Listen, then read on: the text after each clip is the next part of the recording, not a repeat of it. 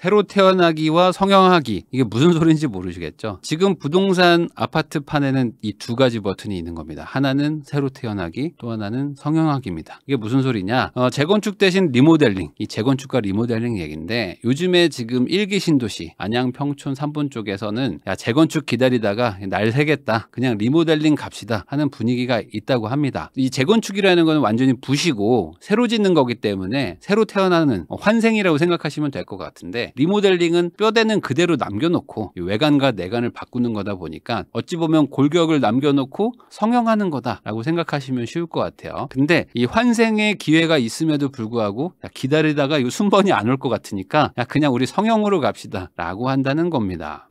왜 이 일기 신도시 평촌 쪽에서 이 리모델링이라는 사실 더 좋은 환생이 있는데도 불구하고 성형으로 가려고 하는 걸까? 이게 사실 리모델링이 좋을 게 없거든요. 둘 다 할 수 있다면 재건축이 훨씬 좋습니다. 왜냐하면 다 부시고 새로 짓기 때문에 훨씬 더 현대적인 어떤 시설과 현대적인 배치를 할 수 있잖아요. 근데 리모델링은 뼈대가 그대로 있는 상태에서 살을 붙이니까 아무래도 한계가 있는 거죠. 아니, 골격이 안 좋으면 아무리 성형을 하려고 해도 답이 안 나오는 부분이 있잖아요, 분명히. 근데 아예 그냥 새로 교체한다 그러면은 내가 아주 이쁜, 아주 멋진 사람이 안 될 이유는 없겠죠. 그러다 보니까 이 리모델링이라는 거는 뼈대를 살리면서 해야 돼서 재건축 대비 건축적으로는 이득이 별로 없습니다. 그래서 저는 개인적으로 리모델링 하는 거를 반대합니다. 재건축 대비 좋을 게 없으니까. 근데 어떤 분들은 이런 얘기도 해요. 뭐 용적률 이런 얘기를 다 떠나서 건축적으로 봤을 때, 아니 그래도 굳이 뭐 쓸만한 바닥과 골조를 그냥 남겨놓고 나머지만 뜯으면 환경 오염도 좀 덜 되고, 그리고 건설 폐기물도 적게 나오지 않겠습니까? 괜히 그 철근 콘크리트 다 뜯어가지고 폐기물 많이 만들면 환경에도 안 좋을 것 같은데요 라고 말하시는 분들도 있는데, 과연 그런 것인가? 저도 이제 건설회사 출신이긴 하지만 여러분들이 생각하는 것만큼 리모델링이 그렇게 마냥 좋은 거는 아닙니다. 왜 그러냐? 이게 제가 이제 두 가지 사례를 보여드릴 건데, 뭐 이런 아파트도 있습니다. 이게 당산 쪽에 있는 건데, 요 평화 아파트가 이렇게 바뀐 거예요. 디귿자 골격을 그대로 남겨놓고 요 복도식도 그대로 남겨놓은 거죠. 그래서 여기서 요 벽 날리고 바닥은 살리면서 약간씩 확장을 좀 더 빼가지고 이렇게 두껍게 만든 거죠. 두껍게 디귿자로 가는 겁니다. 여기도 뭐 앞으로 좀 더 빼고 뭐 뒤로 조금 더 빼가지고 이렇게 만들었겠죠. 그러니까 이런 식으로 뚱뚱하게 만드는 거예요. 그리고 이제 밑에도 파겠죠. 지하도 파서 주차장도 만들고. 그러니까 기본 골격을 살려야 된다. 그리고 여기는 이제 강남에 있는 건데 이렇게 만들었습니다. 이거 포스코에서 한 건데 이 뒤로 더 붙입니다. 그러니까 전반적으로 이렇게 생긴 애들을 어떻게든 뚱뚱하게 만드는 거예요. 뭐 일부 올릴 수 있는 건 조금 뭐 반듯하게 피고. 그러니까 한계가 있죠. 한계가 있고 여기에서 이제 지하를 또 파야 되니까 어쩌겠어요. 재건축이면 다 부셔버리고 그냥 빈 땅에서 시원하게 파면 되는데, 막 파면 되죠. 덤프 넣어가지고 파면 되는데, 이거는 그게 못합니다. 왜? 이 뼈대가 그대로 있으니까 여기를 이렇게 살려야 돼요. 괜히 잘못 파면 무너집니다. 무너지면 안 되니까 여기 살려놓고 여기 보강해가지고 천천히 파야 됩니다. 그러니까 대단히 시간도 많이 들고요. 자율성이 없죠. 그냥 이 안에서 어떻게든 바꿔보려고 하는 거예요. 그러니까 공사 기간도 늘어나고요. 그리고 또 제약도 많고. 그래도 뭐 좋은 점은 이런 겁니다. 과거 대비는 훨씬 좋죠. 왜냐면 어쨌든 성형해서 완전 새로운 얼굴이 되는 건 맞으니까. 이것도 같은 아파트인데 지하 주차장이 원래 이랬대요. 그냥 지하 주차장이 없었던 건 아닌데 지하를 이제 판 거죠. 파가지고 좀 깊게 파서 2층, 3층도 만들고 지하 주차장도 조금 쾌적하게 만들긴 하지만 그래도 구조는 어쩔 수 없는 거죠. 차량 이동 동선도 사실 더 좋게 뺄 수도 있는데 못하니까. 그리고 이런 기둥들도 어쩔 수 없이 살려야 되다 보니까 간격 같은 것도 좀 좁고 그랬을 가능성이 높겠죠. 자, 그리고 가장 큰 문제는 이겁니다. 층고죠. 층고라는 건 사실 바꾸기가 어렵거든요. 기존의 골격을 그대로 살리기 때문에 과거에 지었던 어떤 층고 대비 이 안에 집어넣어야 되는 것들이 좀 있습니다. 소방 설비 같은 것들도 넣어야 되고 배관 같은 것들도 좀 넣다 보면은 어쩔 수 없이 층고가 좀 낮아진단 말이죠. 그래서 뭐 이렇게 일부러 우물형으로 좀 파기도 하고 하지만은 기존 골격을 그대로 살린다는 거. 그러니까 골격이 안 좋은데 어거지로 집어넣으면서 생기는 문제들도 있겠죠. 그래서 이 평형도 보면은 기본적으로 이렇게 생겼던 집 자체를 키워야 돼요. 수평으로 좀 넓히다 보니까 양쪽으로 늘어납니다. 그래가지고 이게 동굴형 구조가 되는데, 그러니까 이제 방이 점점 길어지고요. 거실도 좀 길어지고 뭔가 좀 먼 거죠. 보통 요즘에는 뭐 4베이니, 5베이니 해가지고 옆으로 길쭉하게 빼가지고 여기 현관 들어와서 복도 있고 거실 방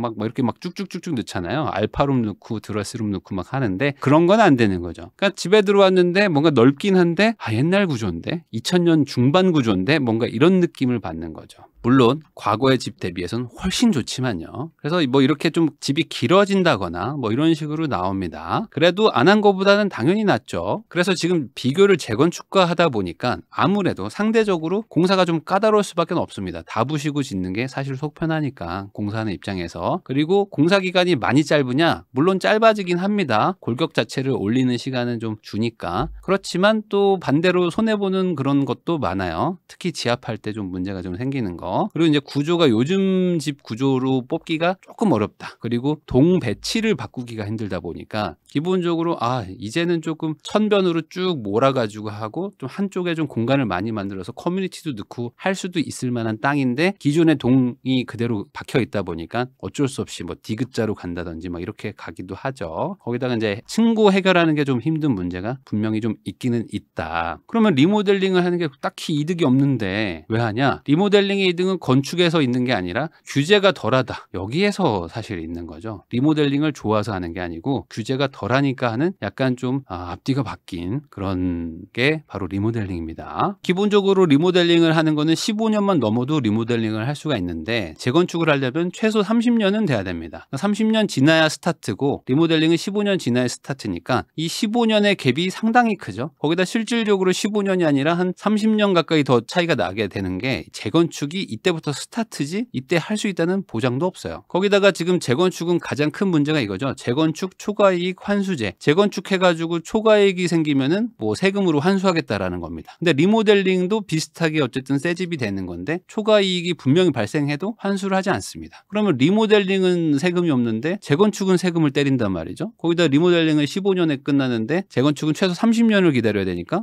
야 이거 리모델링이 좋지는 않지만 그래도 이게 맞겠는데? 라고 하면서 가는 분들이 있다. 근데 이런 그 일기 신도시에서 어땠죠? 이 특별법을 기다리고 있었어요. 특별법 만들어가지고 뭐 해준다고 하니까 작년 말에 이런 얘기가 나왔을 때부터 거의 지금 한 9개월, 10개월 지났는데 이 동안 약간 기다려본 거죠. 일기 신도시에서. 이제 뭐 지원한다고 하니까 조금 기다려보죠 했는데 생각보다 그 얘기가 안 나오고 조금 질질 끌게 되면서 야 이제 안 되겠다. 이거 기다리다가 끝도 없겠다.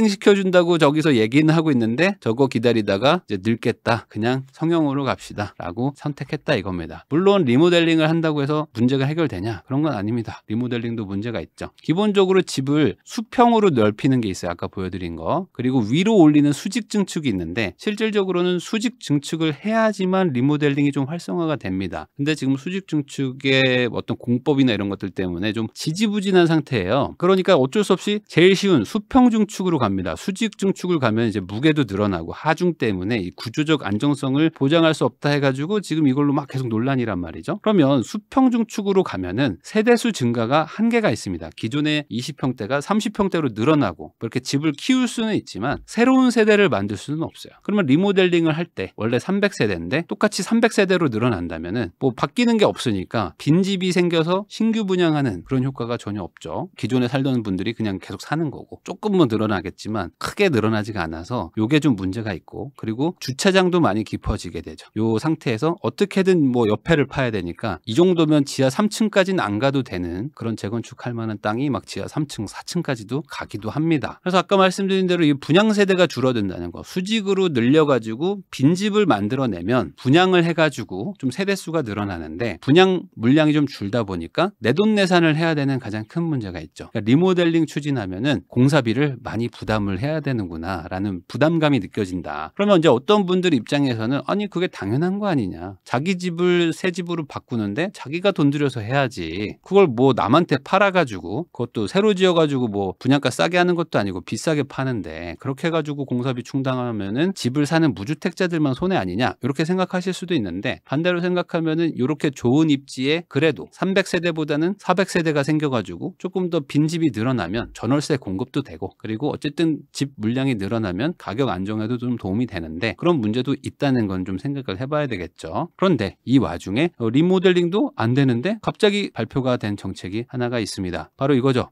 그래 알았어. 그 재건축 초과이익 환수 그거 우리가 좀 부담을 좀 낮춰줄 테니까 재건축을 하지 않을래? 라는 정책입니다. 이 재건축 부담금을 합리화하겠다라고 해가지고 기존에는 이제 추진위가 생기고 나서 조합이 원래 생기는데 요때 생기고 나서부터 준공됐을 때까지의 가격 차이에다가 세금을 뭐 한 50% 때리겠다 뭐 이런 게 있었습니다. 그러니까 추진이 생기고 조합 설립될 때까지 뭐 한 5년 10년 막 가는 분들도 있고 어떤 데들은 뭐 짧게 가도 뭐 한 1, 2년 걸리는데 어쨌든 최대한 세금을 많이 때리겠다라는 게 현행이었는데 이제 개선이 됐습니다. 아니 그래도 재건축을 하려면 최소한 조합은 설립된 게 그때가 기준이 아니겠느냐라고 해서 이렇게 좀 바꿨어요. 그러면은 상대적으로 이제 가격 차이가 좀 덜 나겠죠. 그리고 이제 최소한의 어떤 그 시세 차익을 좀 인정해 주는 걸 3천만 원에서 1억으로 좀 올리면서 부담금을 좀 낮춰주는 게 있었는데 여기서 이런 게 하나 생깁니다. 이 실수요자 배려라고 돼가지고 1세대 1주택자인 실수요자는 보유기간이 늘면 제초한 금액을 깎아주는 거를 이제 신설했어요. 그래서 저는 오히려 이게 문제다라고 생각을 하거든요. 이 조합이라는 건 정말 각자 이해관계가 다 다른데 오래 살았어? 그럼 깎아줄게입니다. 그럼 오래 안 살았으면 어떻게 하냐? 내라는 거잖아요. 그러니까 다 같이 내면 내겠는데 누구는 깎아주고 누구는 안 깎아주면 이제 또 싸우는 거죠. 그러다 보니까 이제 시장의 반응이 싸늘합니다. 왜 그러냐? 아까 말한 딱 그겁니다. 10년 이상이면 50% 감면을 해주는데 아마 정부 입장에선 그랬을 것 같아요. 야, 50% 깎아주면 괜찮지 않아? 이 정도만 할만하지 않겠어요? 대부분 다 오래 사신 분들이고 하니까 뭐 50% 그냥 저희가 시원하게 깎아드리겠습니다라고 한 것 같은데 그게 아니죠. 나머지 사람들은 어떻게 할까? 그러면 8년, 7년, 6년 그래, 자 그러면 4년만 기다리면 40%를 깎아줘. 너무 차이 나는 거 아니에요? 자 4년만 기다리면 40%를 깎아주는데 지금 공사 들어가는 거 결사반대할 거 아닙니까? 그러면 4년 뒤에 합시다. 뭐 이렇게 할 거 아니에요. 그러니까 저는 안 하겠습니다라는 사람들도 많이 늘어날 거고요. 아니면 뭐 한 3년이나 뭐 4년 되신 분들은 2년 뒤에 합시다. 3년 뒤에 합시다 하면서 분열의 정책이 될 것이다. 그러면 가뜩이나 조합의 의견 모으기가 힘든데 더 모아지기 힘들게 되지 않을까. 그리고 이 사실 조합들의 입장에서는 가장 큰 불만은 이겁니다. 이 기부 체납이라는 걸 하거든요. 땅을 좀 이렇게 정부한테 주거나 아니면 공공 어떤 시설을 만들거나 하면서 기본적으로 지분을 좀 잃는 게 있습니다. 기존에도 재건축을 하면서 공짜로 하는 게 아니고 일종의 좀 혜택을 받긴 하죠. 용적률 혜택을 받긴 하지만 그만큼 땅을 또 뺏겨요. 그리고 요거 안 준다? 그러면은 재건축 허가를 안 해줍니다. 그러니까 사실상 그냥 삥 뜯는 거죠. 그냥 땅을 삥을 뜯어. 거기다가 나중에 집 팔면 어떻게 됩니까? 양도세도 내야 되거든요. 그러니까 재건축 초과이익 환수제랑 상관없이 어차피 세금은 또 내. 아, 네가 돈 많이 벌었으니까 세금은 내시고요. 초과이익이 생겼으니까 또 세금을 또 내라는 겁니다. 그리고 땅도 좀 줘. 너 집 새로 짓고 싶으면은 한 3번 정도 나한테 좀 내야 된다. 그러니까 아침, 점심, 저녁 다 사라는 거지. 그러니까 아니, 야, 네가 양심이 있냐? 염치가 있으면은 아침, 점심만 먹어라. 야, 왜 저녁까지 뜯어 먹으려고 하냐라는 근본적인 불만이 있습니다. 그래서 이번 정책으로 이제 지방에 있는 어떤 단지들 가격 자체가 좀 적거나 아니면 이제 소규모 단지들 있죠. 그러니까 어차피 안 되는데 그나마 좀 해봅시다라는 곳들은 그래도 좀 혜택이다라고 평가하는 게 있어요. 근데 이제 강남 쪽 이런 쪽들은 어차피 감면 폭이 별로 안 되는 게 한 8,500만 원 정도 최대 깎아진다고 합니다. 그러면은 아니 8,500만 원이면 많이 깎아주는 거 아닌가라고 생각하실 수도 있는데 원래가 만약에 7억이 나왔어요. 근데 1억 깎아가지고 6억 나오게 됐다 이거죠. 그러면 할만한 거냐라고 생각하면 또 그게 아닐 수도 있잖아요. 물론 또 감면폭이 조금 더 늘어날 수는 있지만 어쨌든 비싼 동네들 뭔가 지금 재건축으로 되게 이슈되고 있는 곳들은 야, 어차피 안 된다. 이걸로는 안 돼. 야, 어차피 아침 점심에 두둑히 뜯기고 저녁에 조금 덜 뜯어간다는 건데 그래봐야 어차피 3번 뜯기는 건 마찬가지 아니냐 이런 판단을 한다는 거죠. 거기다가 지금 법 개정은 국회 통과가 또 필요한데 국회에서 서로 또 싸우고 있기 때문에 법 개정이 될 것이냐라는 또 근본적인 또 의문도 있고요. 그러니까 이래나 저래나 어차피 안 될 것 같은데 그냥 가만히 있읍시다 라고 하고 있는 상황이다. 그래서 지금 집주인들은 어쨌든 둘 중에 하나의 선택은 해야 되잖아요. 지금 집이 낡아지고는 있으니까. 그러면은 아 이걸 재건축으로 갈까요? 아니면 뭐 리모델링으로 갈까요? 라고 했을 때 야 규제 없는 쪽으로 가자. 집 모양이 조금 찌그러지고 그러는 건 어쩔 수 없지만 우선은 재건축보다는 리모델링으로 가면서 어떻게 생각 좀 해봅시다 라고 그나마 좀 선택을 하는 것 같고 아니에요. 저희는 어차피 재건축 아니면 답 없습니다 하는 곳들은 그래도 이쪽을 좀 고르고 있지 않을까. 자 그래서 저는 이제 이제 본질적인 질문을 하는 겁니다. 도대체 왜 재건축을 막는 건가? 도대체 왜 법적으로 정해져 있는 한도 내에서 새로 짓는 거를 못하게 할까? 이게 저는 좀 근본적인 궁금함이거든요. 여러분들 그 리스토어링이라고 아세요? 이게 갤로퍼가 되게 오래된 차인데 그거를 내부부터 뭐 외장까지 싹 다 뜯어 고쳐가지고 사실상 이제 새 것처럼 타고 다니는 분들이 있습니다. 그러면 요 리스토어링이라는 게 어찌 보면 뭐 일종의 뭐 취미이자 사실상 뭐 새로운 시장 개척 뭐 이런 거이기도 한데, 그래서 이런 거를 되게 긍정적으로 보시는 분들 있잖아요. 뭐 일종의 올드카를 좋아하는 사람들은 저는 이 외관 갤로퍼를 또 깨끗하게 만들어가지고 내장 이렇게 꾸미고 타면 너무 좋아요 하는 분들이 있는데, 이 리스토어링이라는 거는 어찌 보면 취향이죠. 그래서 여기 에어백이 없잖아요. 그래도 뭐 감수하고 타는 거지.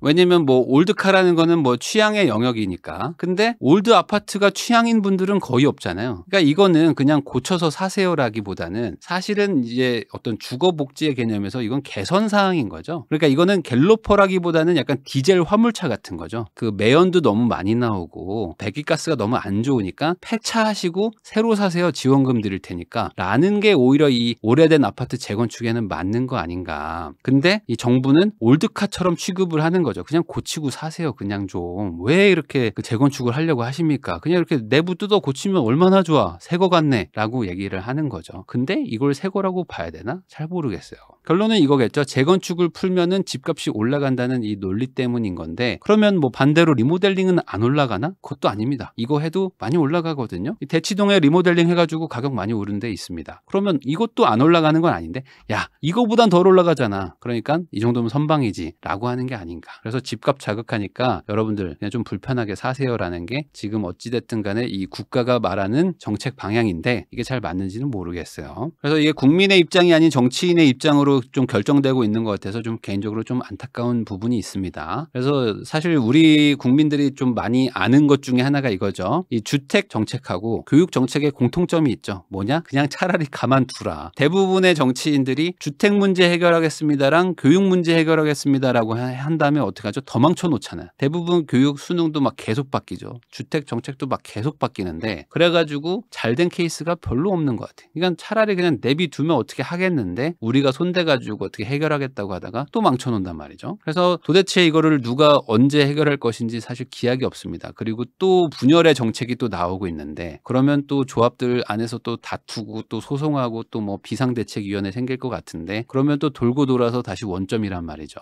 그러면 또 언젠가 또 나타나겠죠. 누가 저를 뽑아주신다면 제가 해결하겠습니다가 또 나타나서 또 뽑혀가지고 또 빙글빙글 돌리고, 이런 세상이 계속될 것 같아가지고 참 걱정입니다. 그러나 어쨌든 지금 그냥 돌고 있다.